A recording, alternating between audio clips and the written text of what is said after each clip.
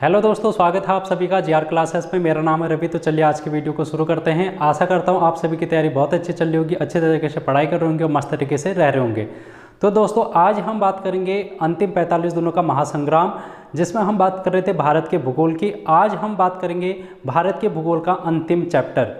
तो दोस्तों हमने भारत के भूगोल को बेहतरीन तरीके से अभी तक देखा है और यहाँ से जितने भी आपके एग्जाम में क्वेश्चन बन सकते थे उनको मैंने लाने की कोशिश की है, अपना बेस्ट देने की कोशिश की है और आपके एग्ज़ाम के लिए एक अच्छी तैयारी है जो कि मैं कराने की कोशिश कर रहा हूँ। तो अगर आपने इंडियन पॉलिटी नहीं देखी है मेरे वहाँ पर से, तो आप ज़रूर देखना, क्योंकि पहले की 6 वीडियोज़ इंडियन पॉलिटी की मिलेंगी। उसके बाद जितनी भी वीडियोज़ अभी तक बनाई हैं वो सारी भारत के भूगोल से मिलेंगी। इसके बाद कल से हम कुछ नया चैप्टर शुरू करेंगे, कुछ नया सिलेबस आपका लेके आऊँगा मैं, कुछ नए टॉपिक लेके आऊँगा अलग अलग सब्जेक्ट से, तो उनको भी हम देखेंगे धीरे धीरे करके। इसके अलावा यहाँ पर हिंदी की क्लास बहुत बेहतरीन तरीके से आपको कराई जा रही है। तो अगर आपने हिंदी अभी तक नहीं पढ़ी है और आप बेसिक से पढ़ना चाहते हैं बिल्कुल जीरो लेवल से, तो सारी ही कॉन्सेप्ट आपको हिंदी में देखने को मिलेगा, आप उसको भी ज्वाइन करिएगा। ठीक है दोस्तों, तो चलिए आज की वीडियो को शुरू करते हैं। और इस वीडियो में हम बात करेंगे महत्वपूर्ण खनिज और उनके उत्पादन में कौन सा राज्य प्रथम आया है उनको देखेंगे, क्योंकि ये पूछा जाता है कि कौन सा राज्य है जो कि कोयले के लिए जाना जाता है, लौह स्केल के लिए जाना जाता है, सोना चांदी। तो इस टाइप के प्रश्न भी आपसे पूछ ले जाते हैं। पुलिस कांस्टेबल में इस टाइप के प्रश्न आने की ज़्यादा संभावना बन सकती है, तो आप लोग इसको ज़रूर देखना। इसके बाद हम बात करेंगे महत्वपूर्ण उद्योग और उनसे भी क्वेश्चन आपसे पूछे जाते हैं, जैसे कि भिलाई हो गया, राउरकेला हो गया। तो इस प्रकार से लौह इस्पात उद्योग जो हैं आपके वो पूछे जाते हैं, कौन से स्थापित कहाँ पर किए गए हैं करके। तो चलिए शुरू करते हैं। आपके सामने यहाँ पर कुछ लिस्ट है। यहाँ पर मैं अब आपको राज्यों के नाम बताऊंगा इनमें, जैसे कि कोयला है, टीन है, हीरा, तांबा। इनके मैंने पहले से ही खनिज कौन कौन से हैं वो लिख दिए हैं, जो कि भारत में मुख्यतः यहाँ पर उत्पादित किए जाते हैं। उत्पादन में प्रथम राज्य कौन सा है, ये आपसे एक महत्वपूर्ण प्रश्न पूछ ले जाते हैं। तो अब हम इसको देखते हैं। अगर हम कोयला की बात करेंगे तो ये हमको देखने को मिलेगा, जो छोटा नागपुर पठार वाला क्षेत्र है वहाँ पर देखने को मिलता है कोयला सर्वाधिक मात्रा में। अगर हम प्रथम राज्य की बात करेंगे तो ये है छत्तीसगढ़। ये क्या है भाई? छत्तीसगढ़ है जो कि कोयले में प्रथम राज्य है। छत्तीसगढ़, यहाँ पर आप लिख लो इसको, कोयले को। और टिन में भी छत्तीसगढ़ ही है जो कि प्रथम राज्य माना जाता है। अगर हम हीरे की बात करेंगे तो पन्ना की खान जो कि मध्य प्रदेश में है, यहाँ पर हीरा सर्वाधिक मात्रा में उत्पादित किया जाता है। तो इसका राइट आंसर हो जाएगा हीरे का, वो हो जाएगा मध्य प्रदेश। मध्य प्रदेश आप इसको लिख सकते हैं। और तांबा, मैग्नीज, तांबा और मैग्नीज भी आपको मध्य प्रदेश में ही सर्वाधिक में दिखाई देगा, तो आप इसको भी देख सकते हैं। अब हम बात करते हैं लौह अयस्क की। तो लौह अयस्क की बात अगर हम करें तो ये सर्वाधिक मात्रा में उड़ीसा में उत्पादित किया जाता है, उड़ीसा राज्य में। आज हम सिर्फ राज्यों की बात करेंगे, किस राज्य में, और कुछ इंपॉर्टेंट इसके यहाँ पर से केंद्र भी पूछ ले जाते हैं, कौन से कहाँ पर ये उत्पादित किया जाता है, उस पर्टिकुलर क्षेत्र का नाम भी पूछा जा सकता है। तो एक आध टॉपिक छोटा सा है वो कि कौन से केंद्र है, कौन सा क्षेत्र है, उसको मैं आपको टेलीग्राम पर दे दूंगा, तो आप वहाँ पर से देख सकते हैं आसानी से। अगर हम बॉक्साइट की देखें तो बॉक्साइट भी उड़ीसा में पाया जाता है सर्वाधिक मात्रा में। इनके अलावा भी अन्य राज्य हैं, लेकिन सर्वाधिक मात्रा की हम बात कर रहे हैं। निकिल उड़ीसा में, क्रोमाइट उड़ीसा में और प्लेटिनम उड़ीसा में। तो ये हैं जो कि आपको उड़ीसा में देखने को मिलते हैं, लौह अयस्क। अब हम बात करते हैं चांदी की। चांदी जो है ये राजस्थान में सर्वाधिक मात्रा में पाया जाता है। राजस्थान में देखो भाई, वहाँ की महिलाएं ज़्यादा आभूषण पहनती हैं, तो जो चांदी है वो राजस्थान में सर्वाधिक मात्रा में पाया जाता है। कच्चे तेल की अगर हम बात करें तो सूरजमुखी वगैरह वहाँ पर सर्वाधिक मात्रा में उत्पादित किया जाता है। तो कच्चे तेल के लिए ये सबसे बेस्ट स्थान है राजस्थान। शीशे के लिए भी राजस्थान ही है जो कि सर्वाधिक मात्रा में उत्पादित करता है। अगर हम बात करें प्राकृतिक गैस की और सोने की, तो प्राकृतिक गैस में असम पहला स्थान रखता है, असम। और अगर हम सोने की बात करें तो सोने में कर्नाटक जो होगा पहला राज्य हो जाएगा। कौन सा राज्य? कर्नाटक। तो देखो हमने छोटी से वीडियो में हमने इसको कंप्लीट करने की कोशिश की है। आई होप आप लोगों को ये समझ में आया होगा। आप लोग इसे क्या कर लें, नोट डाउन कर लें या फिर स्क्रीनशॉट ले लें। आपके आने वाले एग्जाम के लिए एक प्रश्न है जो कि यहाँ से इम्पोर्टेंट बन जाएगा। अब हम इसको साफ करके कुछ अन्य चीज़ें हैं जो कि और डिस्कस कर लेते हैं आज की वीडियो में।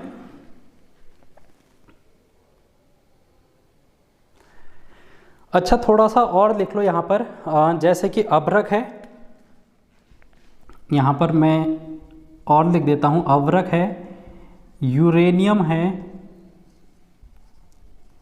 टंगस्टन है और कैडमियम है। ये कहाँ पर सबसे ज़्यादा पाया जाता है?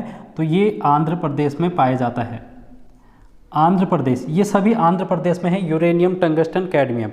ठीक है, आप इनको नोट डाउन कर लें। फिर अब हम आगे को चलते हैं।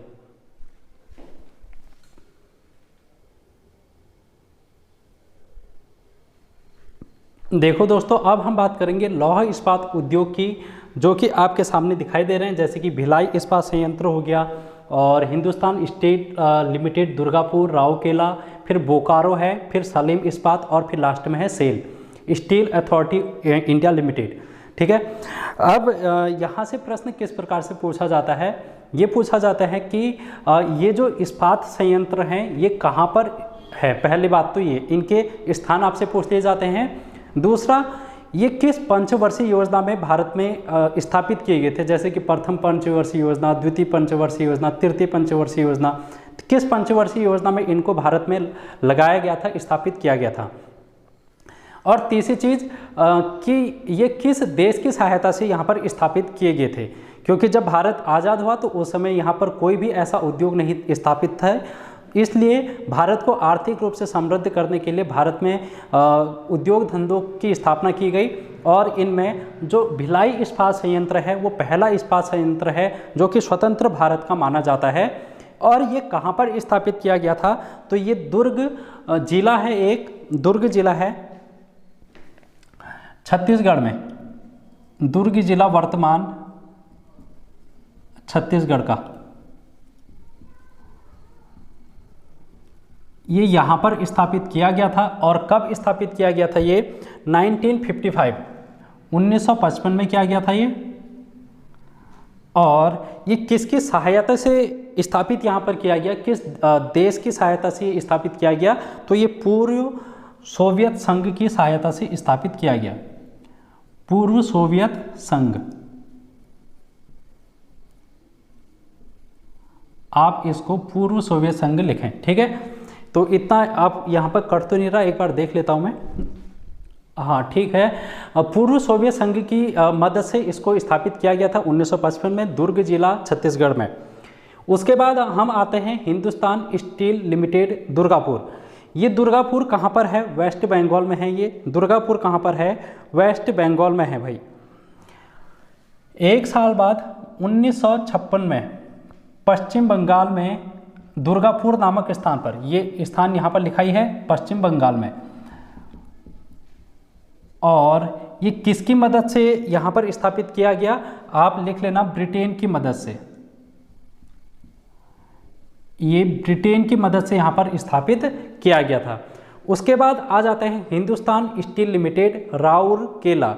तो ये राउरकेला जो है ये हमको देखने को मिलता है उड़ीसा में। ये कहाँ पर देखने को मिलता है? उड़ीसा में देखने को मिलता है। और कब स्थापित किया गया? 1959 में ये स्थापित यहाँ पर किया गया था। अब किसकी सहायता से? तो ये किया गया था जर्मनी की सहायता से। आप ये भी लिख लेना यहाँ पर, जर्मनी की सहायता से ये स्थापित किया गया था। अब आपको ये ध्यान में रखना है कि जो पहले के तीन हैं, भिलाई इस्पात संयंत्र, हिंदुस्तान और ये राउरकेला वाले, अब आप देख रहे हैं कि ये जो पंचवर्षीय योजना है ये सेकंड पंचवर्षीय योजना है। ये कौन सी पंचवर्षीय योजना है? द्वितीय पंचवर्षीय योजना है। तो इन तीनों में आप लिख लोगे, इन तीनों में ही आप लिख लोगे सेकंड पंचवर्षीय योजना।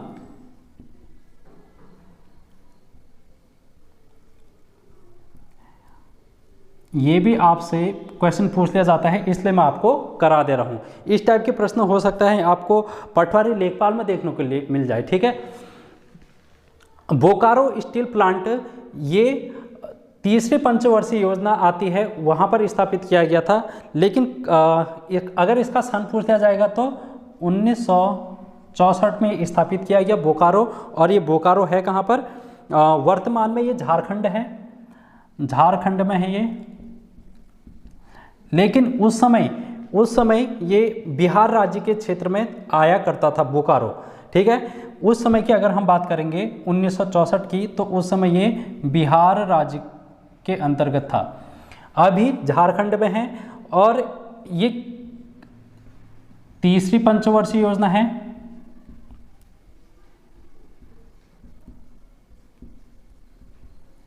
तीसरी पंचवर्षीय योजना है। इतनी बात है जो कि आपको यहाँ पर से ध्यान में रखनी है। और ये किसकी मदद से यहाँ पर स्थापित किया गया था? तो ये पूर्व सोवियत संघ, ये भी पूर्व सोवियत संघ की मदद से यहाँ पर स्थापित किया गया था। अगर हम बात करें अब सलेम इस्पात संयंत्र, ये कहाँ पर है? सबसे पहले तो ये है तमिलनाडु में। तमिलनाडु में सलेम नामक स्थान पर है और इसी के नाम पर सलेम इस्पात संयंत्र इसको रखा गया है। अगर हम बात करेंगे इसकी, तो ये चौथी पंचवर्षीय योजना में, कौन सी? चौथी पंचवर्षीय योजना। तो चौथे पंचवर्षीय योजना में इसको यहाँ पर स्थापित किया गया था। अब यहाँ पर से एक क्वेश्चन ये पूछा जाता है सेल को लेकर। यहाँ पर तक आप इतनी ही बात ध्यान में रखो। अब हम बात करते हैं सेल में, स्टील अथॉरिटी इंडिया लिमिटेड, ये इसका फुल फॉर्म है। अगर आपसे फुल फॉर्म पूछेगा तो आप फुल फॉर्म भी बता सकते हैं। ये देखो, शुरुआत के जो 5 हैं, भिलाई हो गया, दुर्गापुर हो गया, राउरकेला हो गया और बोकारो हो गया, सलेम हो गया, इन सभी को मिलाकर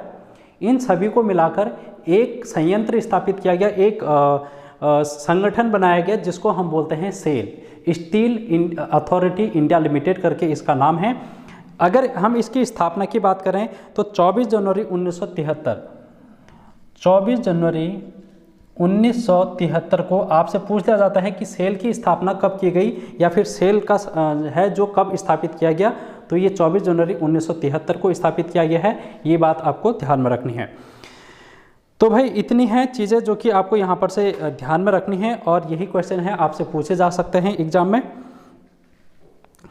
अगर आपसे ये पूछ लिया जाएगा कि इस्पात में भारत का स्थान कौन सा है विश्व में, इस्पात उत्पादन में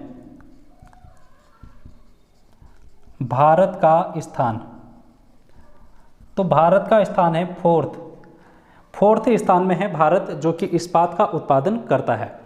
इतनी महत्वपूर्ण चीज़ें थी जो कि आज की वीडियो में हमने डिस्कस की। आज की ये छोटी सी वीडियो आपके लिए थी, जो कि भारत के भूगोल का अंतिम अध्याय है आज हमारे क्लास का, अंतिम 45 दिनों का।